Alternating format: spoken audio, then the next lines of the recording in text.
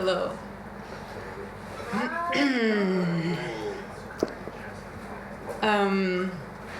Last week, after nationwide discussion and demonstrations, the Norwegian government, where I was born and raised, decided to go back in time and restrict women's rights and freedom to decide over their own bodies and uteri.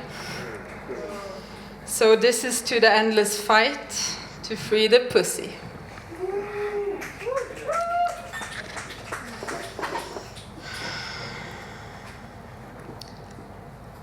What makes great sex? A friend of mine asks me for an article. Can I take it a little bit down? Yeah, of course. Like this? Is that cool? I can do like this for you. It's a little bit tall. Yeah. I'd like to see that. Yeah. There? Yeah, thank you. Perfect. Okay. What makes great sex? A friend of mine asks me for an article. My magical, witchy, great sex elixir contains enthusiastic consent, humor, lube, safer sex supplies, toys, soberness, and absence of phones and watches, turn on, log off. I've been writing down some of my explicit sexual adventures inspired by an erotic paperback novel kind of style, and here's a few of them.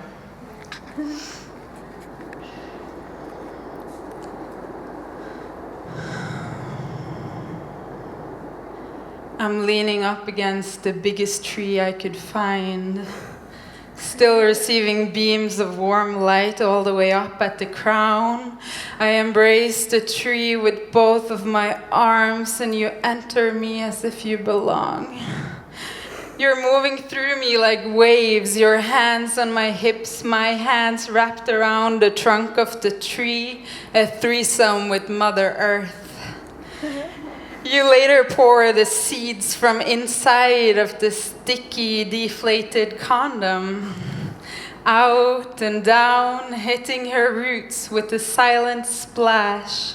I squat down for my post-coital pee, and I feel a childish smile spread across my face as the smell of wet forest ground hits me. I'm still covered in your juices. I'm laying on my side.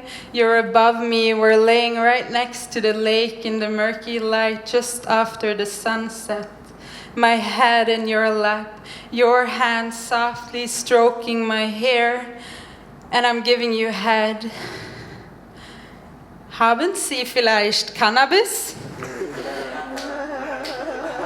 I abruptly lift my head up to look at the youngster standing just a little too close. Nein, sorry, I reply, quick and clumsy. He looks at us for a few seconds longer before he returns back to his crew of tipsy teenage boys.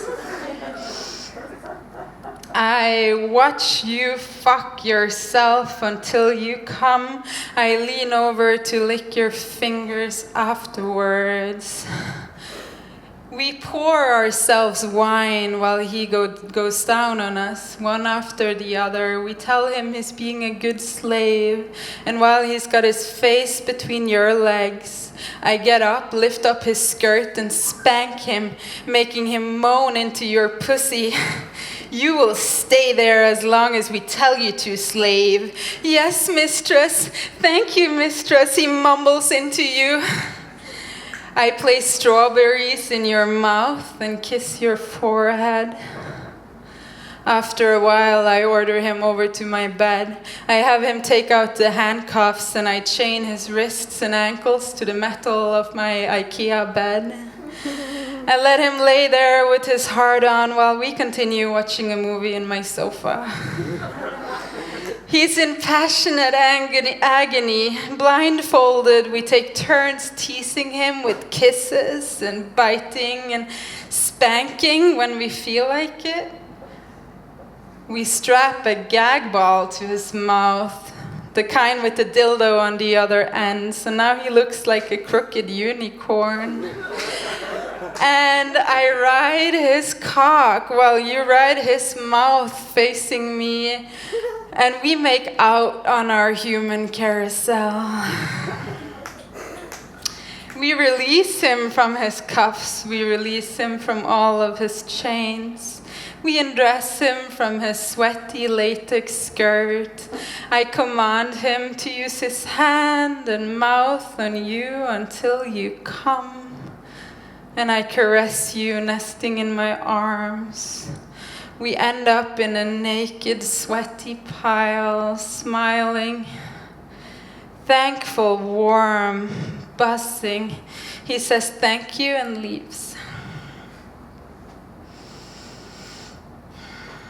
We're drawn to you like children to warm fudge. You pull out 3 sizes of condoms from your safer sex pouch. 1 for your rabbit, 1 for your cock, and another for your lover's cock. We name all the things we want to do to each other. You carry yourself with shyness and modesty, with glimpses of childish curiosity and mischievous eyes. I deep throat your gorgeous strap-on cock and do the come here movement with my fingers inside you until I can't move my fingers anymore, with your juicy pussy wrapped around them. Nothing is sexier than the way you negotiate your boundaries, baby. The 3 of us disappear down the rabbit hole until the sun comes up and the fireplace is nothing but a few golden spots in between the ashes. The patriarchy doesn't honor our big emotions. We have to cave room for them. I am so hungry for you. Over the phone, I ask you if I can come over. You say yes, and I can hear you smiling through the phone. I climb all of your stairs, and somewhat short-breathed, I enter through your door and into your arms. We fuck like little horny puppies. We make love like Greek gods over and over and over. And can I come again? I feel so alive. I love daytime fucking. I love you. I love you inside of me. I love being inside of you. I love feeling you come. I love coming all over you. Sometimes sex feels like cheating.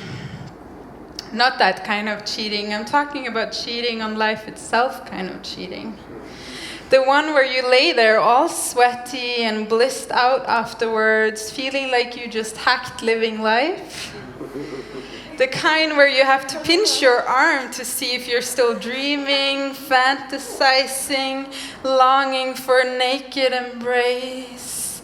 Sometimes sex makes gravity disappear. Sometimes sweaty, naked bodies next to each other feels like we're doing something we shouldn't. Because life ain't supposed to be this sweet and loving, right? Watch out. The oh so familiar anxiety and depression will return in 3, 2, 1. I am safe. My body is a safe place to be. Amongst these bodies is a safe place to be. Past pain doesn't have to extinguish present pleasure. I have found ways to explore my body and sexuality in ways that feels good and safer, and I feel guilty, greedy, and overflowing with gratitude. This is a letter to my 12-year-old self. Take my latex glove-covered hands. And let me show you our secret garden. We have pomegranates and mangoes and jars of coconut milk and oils. I lick blueberries from out between your toes. How's that for you? Consent is a continuous practice. Consent is a continuous practice. Love will conquer. Love will conquer. Love will conquer. Thank you.